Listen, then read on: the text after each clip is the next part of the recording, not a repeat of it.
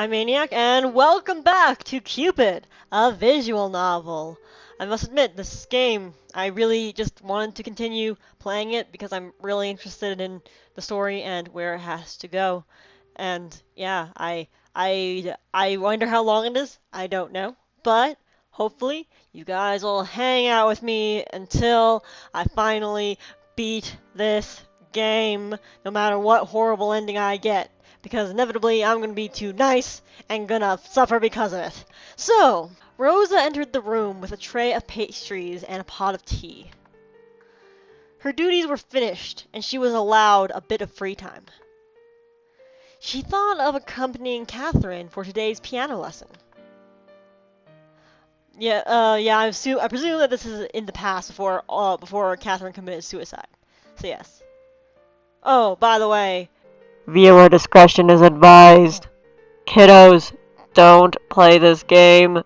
Kiddos, don't watch this. Viewer discretion is very advised. Alright, so. Kath, do you want some tea? The girl didn't look her way. She continued to chum out the bitter, melancholic sound from her piano. Rosa sighed. Her shoulders slumped in defeat. She placed the food on the table. She sat on the stool beside the piano, twiddling her thumbs while her friend continued to stew in her foul mood. Is that a new composition?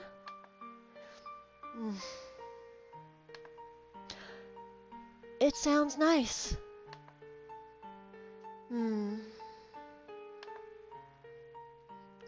Nowadays, you make a new piece every day.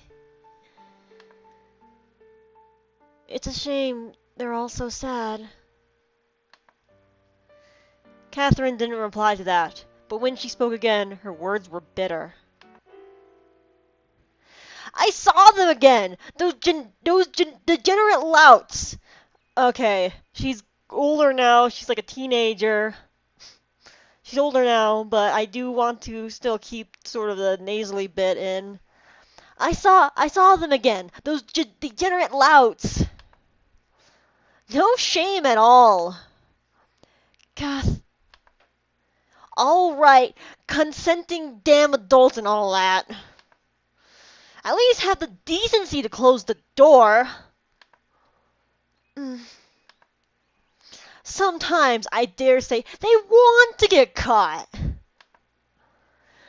I walked in on them this morning, eating each other's faces. They had this look on them, eating each other's faces. Oh, that I read that for a moment as eating each other's feces, and that is just disgusting. Luckily, it's just faces, so they're kissing in public, which is, not the best thing, but better than eating feces. Like they were daring me to say something. Quoi? Do they want my applause? Very nice technique, sire. I very much like the way you swap your spit with my sister. Great tongue action. Très merveilleux. Très merveilleux. My French is rusty. Marveleux. Marveleux. Très marveleux. And he even has the gall to speak to me? Be a dear and put them on the table, Catherine, he even said. Like I am a soft-headed giggle mug of a maid. He wanted me to get annoyed. I just know it. Well, fâcheux I am. I don't know what fâcheux means, but okay. Catherine turned to the tea and pastries, stuffing the buttered bread into her mouth. Easy there. These damn things. These damn delicious things. She said the last part angrily, as if she blamed her troubles on the food's relish. Rosa giggled in spite of herself. Catherine wiped her mouth in mock anger. What are you laughing at, wench?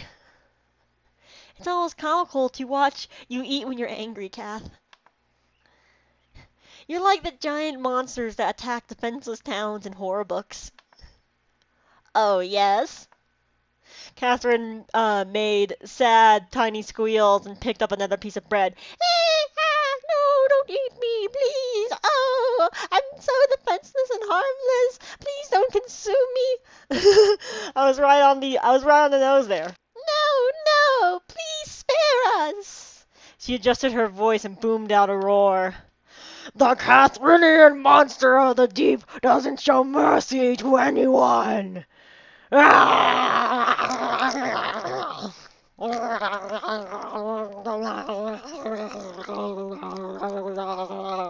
Shoved into her mouth and chewed savagely. Yum! Annihilation is delicious with tea! I've had tea, so I could sip that, but whatever. Let me just finish munching these children. The two girls giggled. Catherine's rare smile turned into a rueful laugh.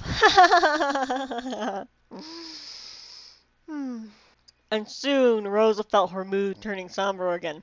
How the fuck does she clean her mouth this easy? Just quick. Yeah. What happened, anyway? Aren't you annoyed by it, too? Sister has changed ever since she started helping in the chateau. Now it's all Guillemette this, Guillemette that. As if she wasn't already married. Ugh. She doesn't even care that people are talking behind her back. They're calling her a two-timing slut now. I'm tired of running around picking fights with gossipers. She hasn't even visited home for a long time. Father misses her a lot. He always asks about her. Father had worked hard all these years just to give us a comfortable life. Now he is sick and all she cares about is that dastardly Marquis. Rosa shrugged. I am a little bit annoyed. But I guess I've gotten used to it. Their lives are their own, Kath. She didn't dare divulge more than to Catherine. Then I feel like there needs to be a that there. Divulge more than to Catherine. But it was partially true. I like Guillemette. He's a nice friend.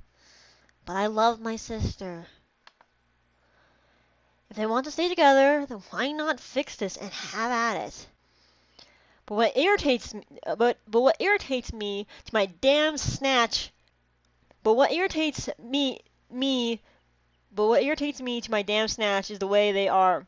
But what irritates me to my damn snatch is the way they are with each other. Catherine recently found the use of expletives enduring in her speech. Rosa hoped it was a phase. They're fucking miserable. Any half-wit can see that. Yes. I've told Emile time and again to smarten up. She's hurting a lot of people, including herself. But as if she would listen to her 16-year-old brat of a sister, Even Guillemette is depressed, I can tell. Remember when he used to come and visit us here to have tea? Or when we used to have picnics in the afternoon? We used to run around chasing rodents in the garden. You ran around. We watched you get dirty. We just watched you get dirty, actually.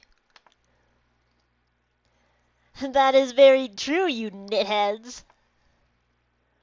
Back then, it used to be fun visiting the chateau. Nowadays, we barely even see him. He just stays in his bureau all day, brooding. Is it something adults subject themselves to, like a torture ritual? I really don't understand why two people who are clearly unhappy keep at it. Because it's the only thing that they have left. Also, I'm feeling more and more like, man, Catherine was probably forced into dating Guillaume, and that's just sad. Because I like Catherine. Catherine and Rose is her date. I like her. I like her. She's feisty. And Guillaume is just a sad, sucky suck. Rosa did understand. At least some part of her did. She couldn't exactly explain how pain and love worked. She knew, all she knew was that it has something to do with an absurd, obsessive amount of hope. She felt Mother tugging at her mind. She loved Mother so much. Living with the Pyrades gave her ample comparison to her former life. She had finally accepted that Mother was cruel. And yet Mother still gave her love and kept her from wanting. Was that crazy? Perhaps it was the only love she needed. Perhaps it was what she deserved. Rosa shook the thoughts off her mind and just shrugged. I know you are just worried about your sister, Kath. They will figure it out. Humans learn. Look at you, all profound and shit. You read any good books lately? Just the riveting account of the ugly duckling and Baba Black Sheep. I mean, those aren't particularly, like, really hard books, but okay. As long as you're reading somehow. Ah, the classics. I don't know how you put up with it, though. I hate reading words. I see what you're doing here, visual novel. I see what you're doing. You're making fun of me for reading. Go fuck yourself. I see you staring at me with your lifeless, cold, dead anime eyes, and I don't appreciate it. Don't make fun of me, Catherine. In order to write, I have to learn how to read first. I want to write. Why would you want to do a dastardly thing like writing? Why would you want to do a dastardly thing like playing the piano? Why would you want to hit some crazy strings until your fingers bleed? The two friends laughed again. I want to remember things. I want to write them down. Most of all, I want to feel the way you do when you play the piano, Kath. Oh? The way you look when you play, you are passion and bliss. You are passion and bliss in musical form. It feels like love, like magic. You inspire me to do something fulfilling and grand. Well, I'm sure you will. Hey, why not write a play one day? Oh? Let's do it! You write an amazing play, and I shall provide the music. We'll travel around the country and perform. We'll make lots and lots of money and gain lots of followers. We shall be known as the Pirate Parade Caravan of Wonders. I feel like she's given this a lot of thought. Pirate Parade? Are you sure? Fuck yes. Puns are the best! Trust me! Trust me! Trust me! Puns are the best. Thank you very much. Rosa, I expect you to incorporate puns into all of your writing. You must do it.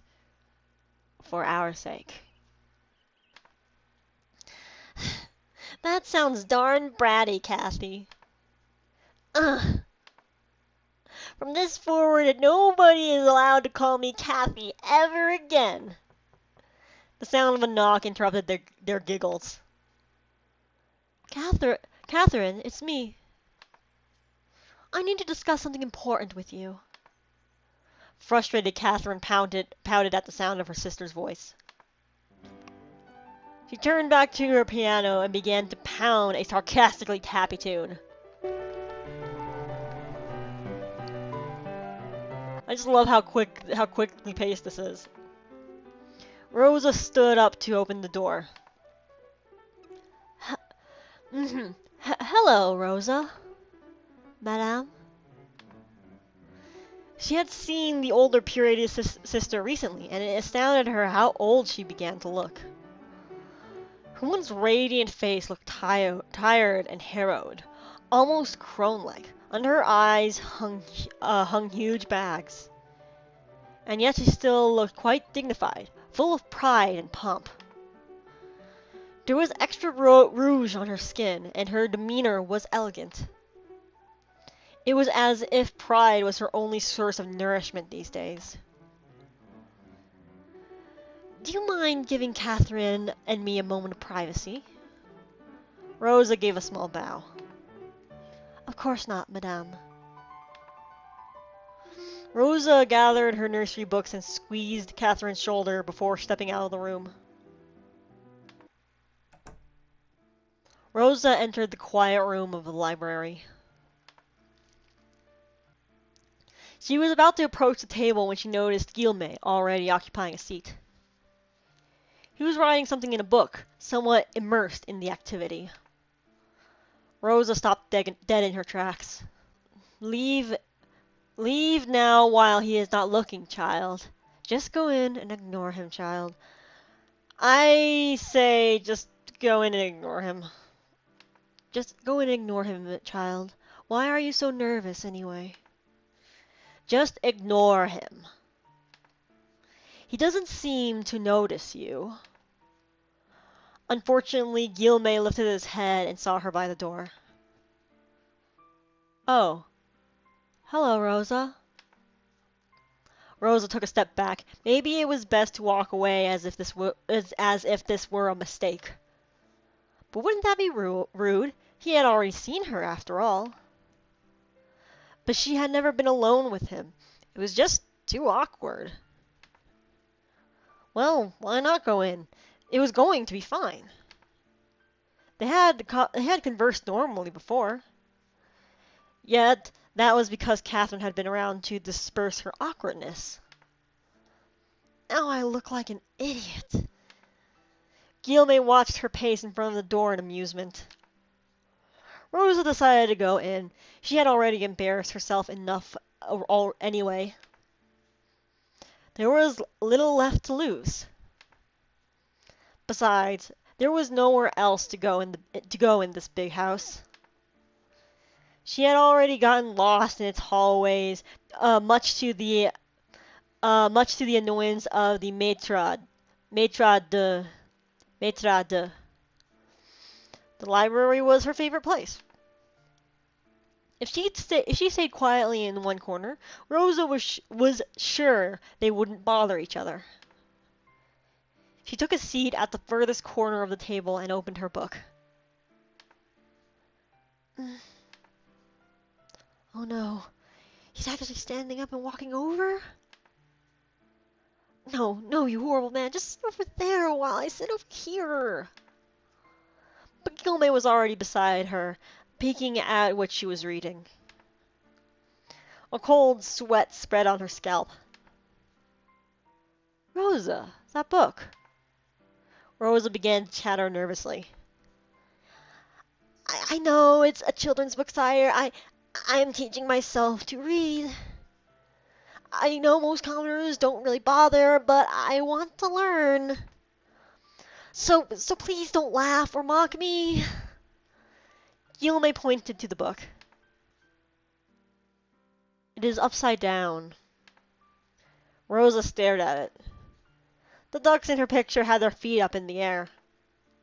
Rosa squirmed, feeling heat on her cheeks. She couldn't think of anything more embarrassing. I'm sorry. Guillemot's face lost its cheer. What do you need my forgiveness for? Rosa looked up at Guillemette. His eyes lacked the gentle glint they usually had. It was a subtle change, something felt rather than observed. She thought he would reprimand her further. His face certainly looked like it. Instead, he sat down beside Rosa, drumming his finger on his cheek while he watched her wordlessly. Well? Huh? Weren't you going to read? I... What was wrong with him today? He didn't seem like himself. Had he eaten something bad? The aura he exuded was not his usual friendly warmth. Yet it wasn't particularly wicked. The look on his face just read slightly and eternally miffed. Rosa turned the book upright and read the words out loud. Once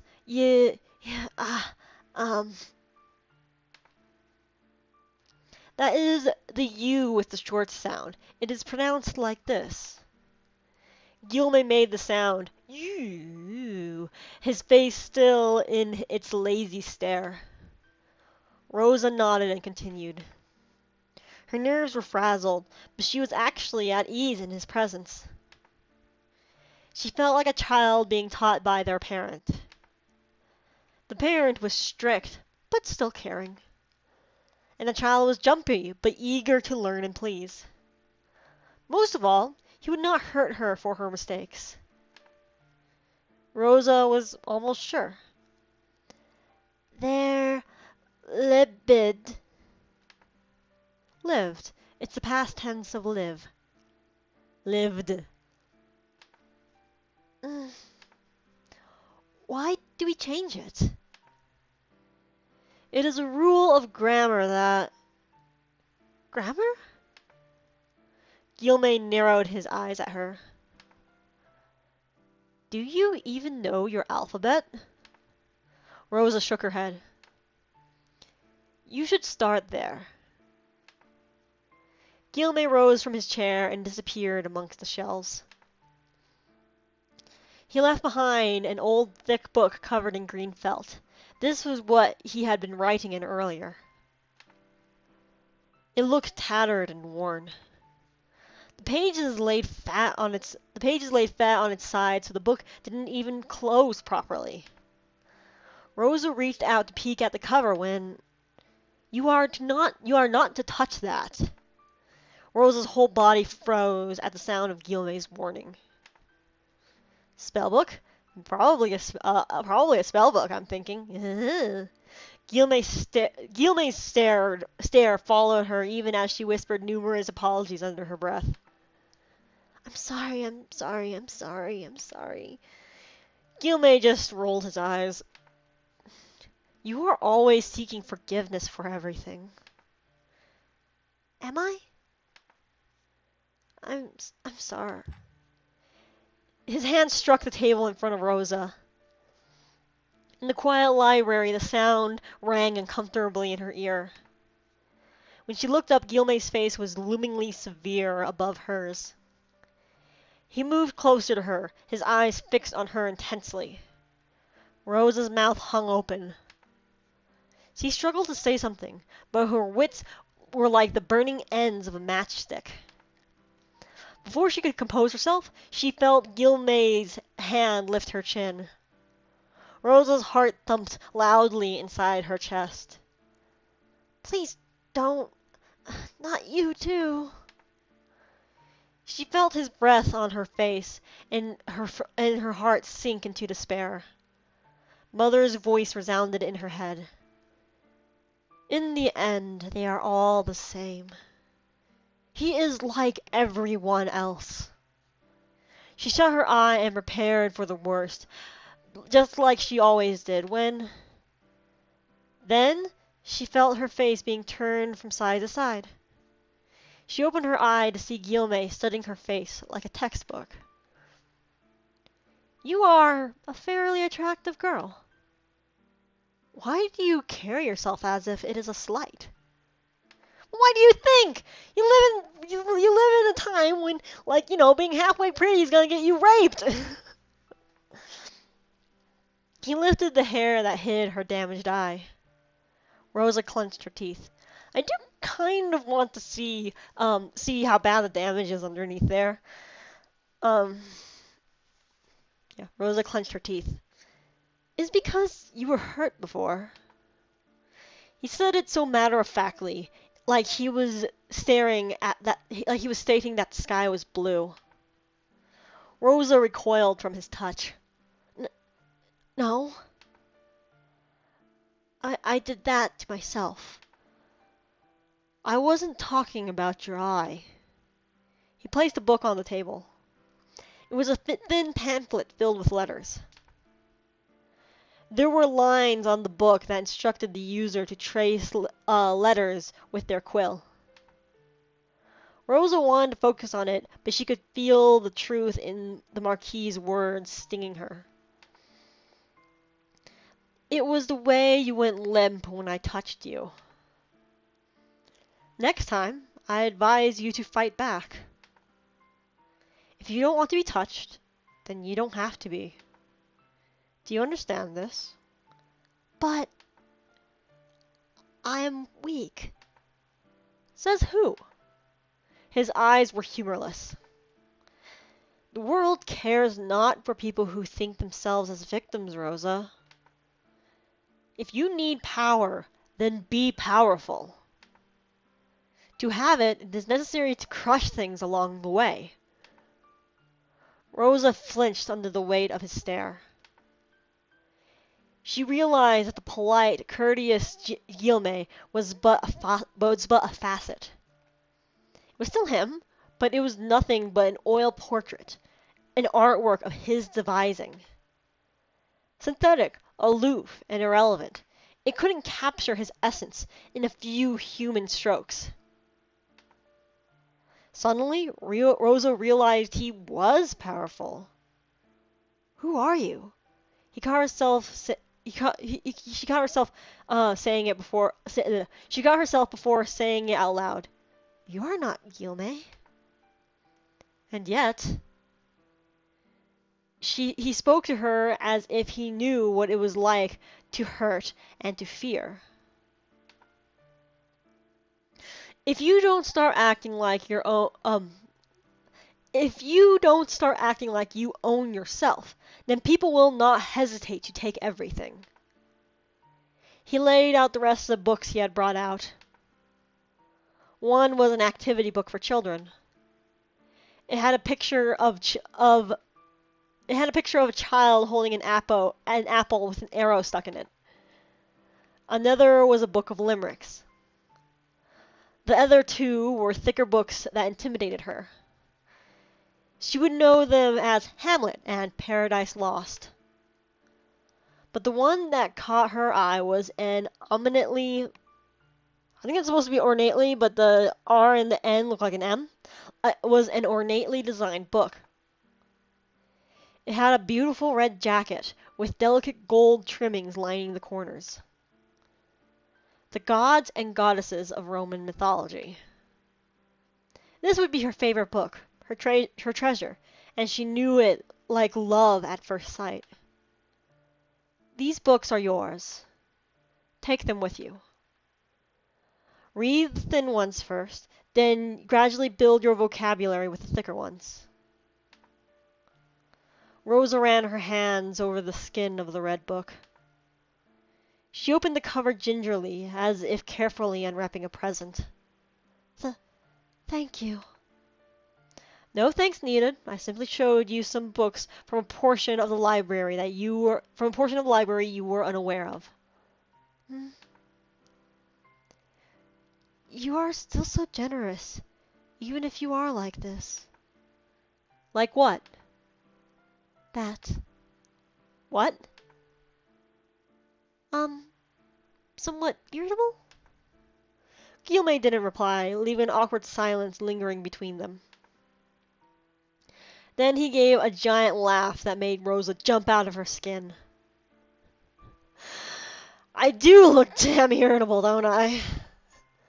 Why? Is it because of Emile? Emile? Emile? Gilmay's eyes drifted away. No. I've always been. You just pointed it out. But you are not usually like this. Especially when Catherine and the townspeople... I find it easy to adapt to people, especially to the ones I like. Gilmay looked at Rosa as if he had just become aware of her presence. Makes me wonder why I'm so stern with you. I'm sorry. Rosa shook her head. I somehow prefer this side of you. Gilmay cocked his head to the side. He brought out the green book that Rosa noticed earlier. This is called a journal. When you learn to write, start one. What is it? Something you can use to remember yourself when you've forgotten. Does it work? It used to. Nowadays, not anymore. That's really sad. That's really sad. So, he doesn't even remember who he really used to be. Oh. The act itself is the only thing I remember. Now. Let's start with your vowels. A scream pierced the halls of the chateau. It was Catherine. Gilmay sprinted to the door, with Rosa not far behind. Back in the piano room, Catherine took a shaky step toward her sister. She wasn't moving at all. Blood dotted the ivory keys. I didn't... It was an accident. Emile? She was overcome with the urge to approach her sister and shake her awake. Make sure she was okay, but... It was a nasty fall. Emile? Catherine saw the way her sister's head snapped back as it collided with the sharp corner of the piano. Oh no! She watched it like a series of photographs in her head. They have photographs in this time period? She had to check on her, but her feet refused to move. Instead, she began to retreat into a corner. She didn't even notice her legs were moving until her forehead touched the wall. She didn't want to turn around. Her sister was on the floor. Her eyes were open, unblinking. It was an accident. It was nothing but an accident. Was it? She pushed first. She got really scary. She strangled me. What? That's absurd. Are you sure? Would she do that? I don't know. I think she did. Catherine touched her throat. It felt fine. That Purity girl. Emile, is it? She really believes just because the Marquis took her in that he's interested in her? Well, she's obsessed with the master. The apple doesn't fall far from the tree. Wasn't her mother a bit, not right in the head? How dare you? It probably runs in the family. How fucking dare you? Emile had looked mad. Her eyes had burned with malice for her as she had closed her fingers around Catherine's neck. But she couldn't remember if that had really happened. Sister was always kind to her. She would never ever hurt her, even when they got into fights. Sister loved her. Am I turning mad? I have the blood of a mad woman. Am I going to end up like her? I had only told her the truth. Guillaume doesn't care for her. She doesn't even care, and she doesn't even care for him that much either. It was all just chaff, their relationship. No sense trying to make everyone else miserable too. But she called me jealous and a cunt. She had never called me a cunt. She said they have decided to send me away. My lessons sent home. The piano replaced. It was for my own good, she said. I don't have to travel here all the time. I can concentrate on my other endeavors. I can make new friends. But I know she just doesn't want me near the chateau or Guillaume. She hates it when I catch her with him. Perhaps this morning was the last straw. She hates it, and she also smirks at me when I see them. Like she basks in it. I think I might hate her. Catherine's thoughts ran through her head like a storm. They poured out of her aimlessly. I wonder if the piano is broken. Am I going to pay for it? What will become of us without sister's wages? What of father's medicine? What of my dreams? Sister can't be dead. Sister can't be dead. Catherine brought her fingers to her lips and nibbled on her thumb. She didn't notice this. Her mind was preoccupied. She was in her corner of the wall, biting her fingers. It was a tiny comfort in a rapidly collapsing world. Guillaume opened the door and found Emile lying on the floor. An ugly gash broke the skin of her forehead. Facing the wall was Catherine, shivering like a leaf and viciously devouring one of her fingernails. Ow. He approached her cautiously. Catherine? Rosa was out of breath, but she was able to let out a gasp at the scene. Emile's lifeless eyes stared up at nothing while Catherine pressed herself into a corner. What had happened after she had left? Rosa, will you call for help, please? See that someone checks on Emile. Rosa did as she was told, but what she really wanted to do was to hug Catherine herself. Guillaume took a small step towards her. He called out her name slowly, coaxingly. Catherine turned her head, her thumb still on her lower lip. The flesh was torn and a smudge of scarlet painted her teeth. It was an accident, I swear. Of course it was, Catherine. Of course it was. She pushed me first. She wanted me sent away. She wanted me gone. You can tell me about it later. Let me take you away from this room. What have I done? Catherine fell to her knees and wept. Large sobs sucked the air out of her. She felt like drowning, trying to keep herself afloat in between sobs. Every exhale was squeezing pain in her lungs. She felt Guillaume's arms wrap around her. What have I done? What have I done? You didn't do anything, ma chérie. This is not your fault. There was a bitter bulge building up in her throat, and she felt that no amount of crying could push it back down. What am I going to do? Father is... Sister... I'm so scared. Guillaume's arms wound tighter around her as she clutched onto his warmth in this vast sea of fear. You don't have to be. I will always be by your side. Catherine, I will take care of you and your father, all right? You don't have to worry about your future. Her tears soaked his shirt through, but the squeezing in her chest felt less painful. Why do you do this?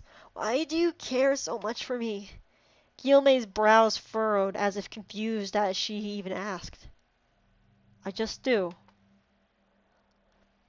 It was a bodily stated fact, as if painfully obvious, as if Catherine was a fool for not knowing it. It made Catherine's heart expand in her ribs.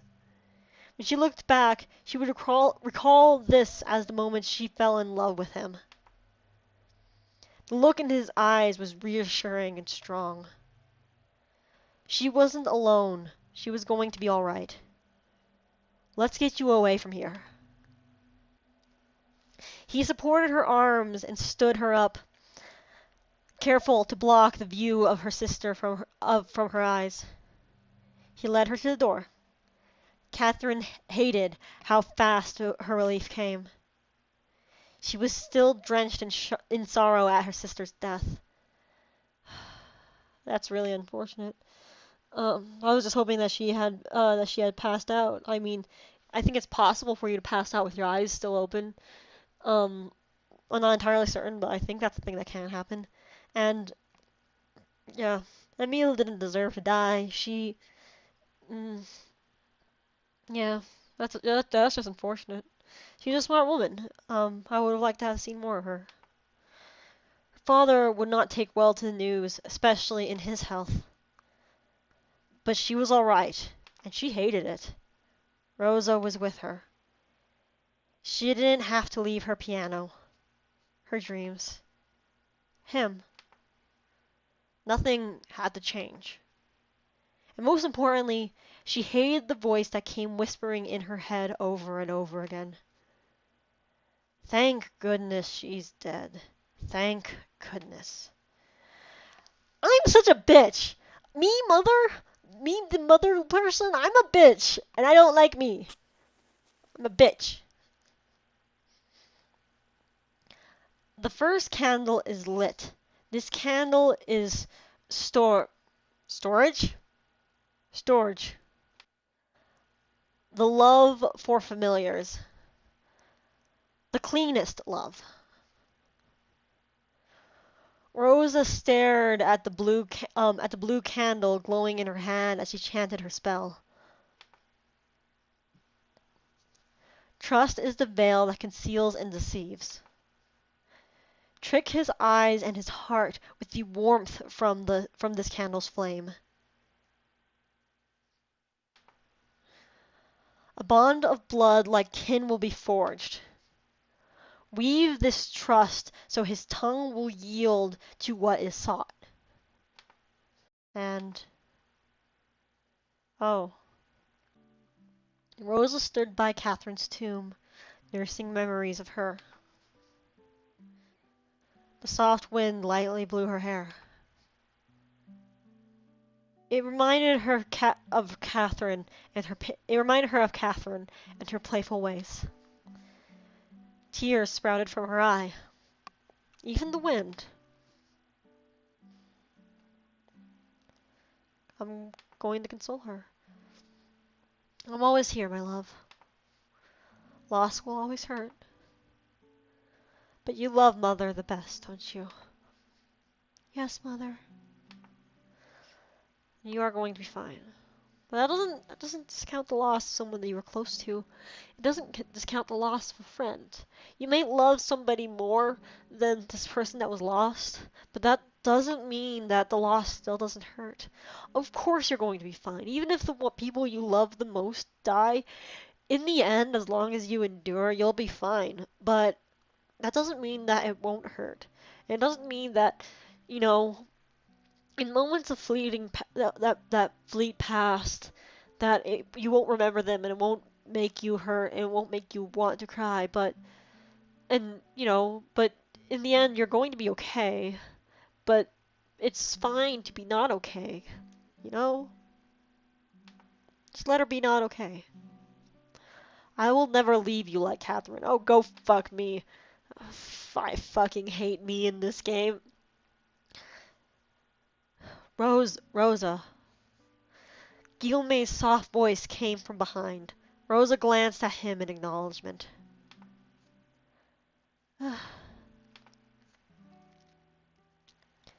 Yeah, Catherine died.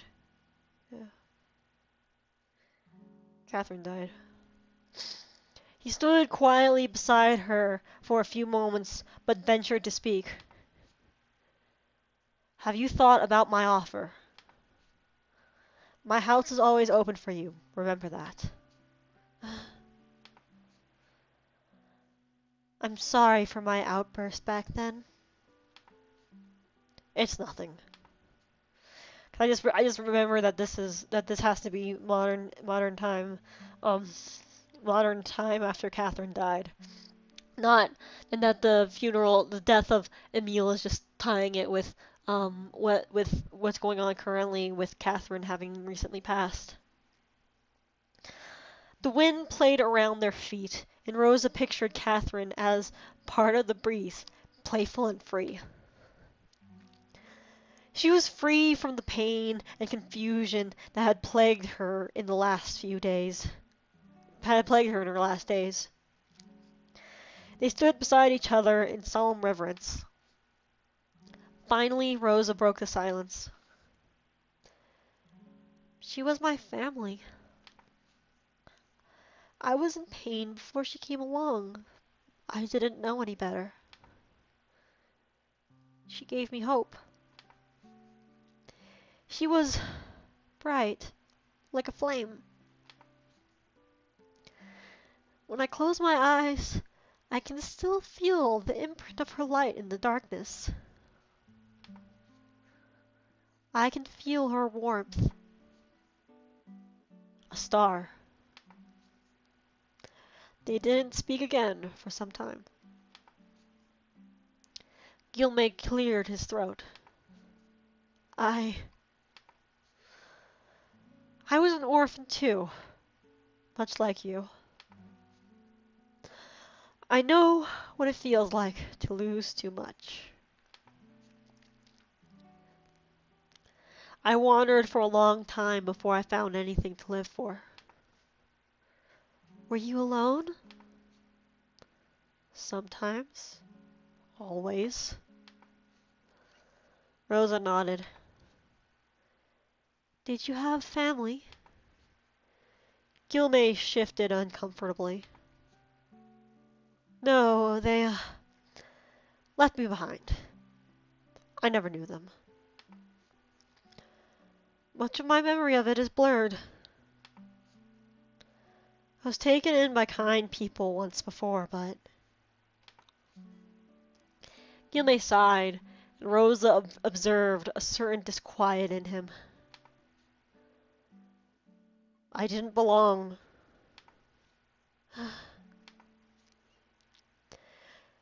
But you have no difficulty mingling with people. I think of that as a necessity rather than a preference. But either way, it can be quite tiresome after a while. Things don't last. Yeah, I know this is happy, but I'm getting a little teary at this. I don't know why I'm telling you this. I am making the mood worse. I'm sorry. I don't mind. Gilmay had never opened up to her about his past before, and it worried Rosa how little she actually knew about him. Anyway, would you like to go around town? I'd like very much to take you someplace more cheery. How about our favorite spot? Gilmay smiled with understanding. The pair traveled up a hill at the edge of town. There the view overlooked the quaint village. The sunset painted everything in a pink glow of dusk, of endings. It is always so beautiful up here. They used to spend time in this grassy knoll, the three of them. It was their own little hideaway. Memories of the past crept up on every corner. The ghost of laughter echoed in the wind. Rosa touched the trunk of the small tree they had carved their names on. So many fond memories. Rosa, I want you to have this. Guilme took Rosa's hand and placed an item in her palm. It was a simple silver locket. She looked up at him questioningly. I have had that for as long as I can remember. One of the remembrances of the past. I can't take this. You must. You need it more than I do. But it's old. The locket doesn't even open anymore. I don't know why I've held on to it for so long. I can't even remember how I came to have it. But it comforts me. Maybe it will have the same effect for you. This is your treasure, Guilme. It feels wrong to take it. On the contrary, I believe you must have it. Call it a hunch, or a feeling, an urge on my part. I'm not good with expressing sorrow, or even giving comfort. But I want to do something, at least. For you. He closed his hand over hers, affirming the gift. It's yours. Please take it. You are wrong if you think I am letting you stay in the castle simply for Catherine's sake. I do it of my own accord. Let me do this for you, Rosa. We have been friends for quite a while. If you have to leave, at least stay until you feel ready to go. All right. But I will continue working in your household for my lodging. You don't have to do that. I can raise your status to a lady. You can read and write now, and very well. I'm sure you will be more comfortable in a higher position. I have no need for a higher position. Just free access to your library. You have come a long way from the shy girl back then, Rosa. Watching you grow has been a pleasure. Yes, the library is yours. They are quiet for a while, only conversing through looks, smiles, and tiny sighs. Rosa realized she had been holding on to Guilme's hand all that time. She broke off from his hold, rather embarrassed. We should head back. You're right. It's getting quite late. Guilme walked over to the carriage to get it ready. Excellent, child. Being a maid in his household will give you free access to the rooms. He trusts you completely. It seemed that the candle worked. I guess so. Either that or he genuinely does care. I don't know. Rosa looked at the silver necklace in her hand. She fiddled with it, trying to open the lock. I think it would be informative to know what is in it. Open it. Open that locket. I'd like to see what is inside.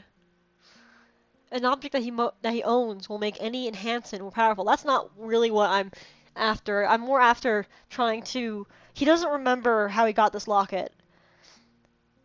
It could be something sinister. If he is truly at fault. Again, he might not be. But if he is not at fault, then I don't know. I feel like this should have been done in a controlled environment. That these spells should have been done in a controlled environment. More so when during a normal ordinary day. That way you would be able to tell if he is acting if he is acting because of the spell, or if he is acting out of genuine concern and out of something that he genuinely feels inside.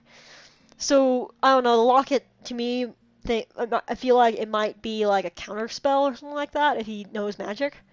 And if not, like he might just if it's not anything like that, then it will probably have something of sentimental value inside that he doesn't remember anymore. The fact that he doesn't know how he got it is a bit odd, and I want to know why he has this locket and why he's giving it to her. Is it genuinely trying to console her, or is it something more sinister? An object he owns will make any enhancement more powerful. Rosa fussed with the pendant for a while, but like Guilme said, it was stuck. I'll try again later, Mother. I'm rather curious about it myself. The spell will start its effect in stages, gradually uncovering his true face. Fondness first, then trust. Familiarity. He's already fond of you. Rosa sighed. But was the spell necessary at all? Didn't she already have that with Guilme? Rosa bit her lip, remembering the warmth of his hand. They had known each other for a long time. It was rather comforting to have someone to mourn with. However, Rosa did find it strange Guilme rarely even mentioned Catherine anymore. It was as if he was shedding her off like skin. Again, the taste of blood in her throat resurfaced. The memory of the needles made her stomach lurch. Since her friend had died, the Marquis had begun spending all his hours locked in his office. He barely showed himself socially, rarely even attended meals. But they were casting a powerful spell, something that might harm Guilme. What if he was, after all, innocent? She had years of good memories with him. What was she even expecting to find out? Exactly how could she live with the guilt of 2 dead friends? Rosa sighed. She cared for him. Despite all the suspicions, she knew that much. But Mother was adamant. 3 candles for 3 loves. A fitting curse for a man who frolics in love's domain. Storge, the love for familiars. Philia, the love for friends. And Eros, the love for lust. Open his heart with Storge. Unmask him with Philia. Strike him down with Eros. Rosa kept a 4th candle. One she had named Agape. Unconditional love. She didn't know whether she would ever use it. Mother, of course, would object.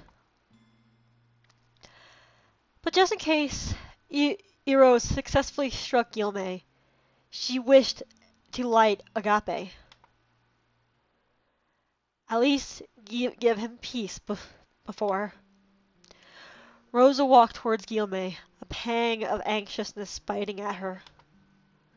Rise, my daughter. The work lies ahead. To bring him down, we must find his weakness. Then we attack. His due punishment will be swift, my dear daughter. Do it for Mother.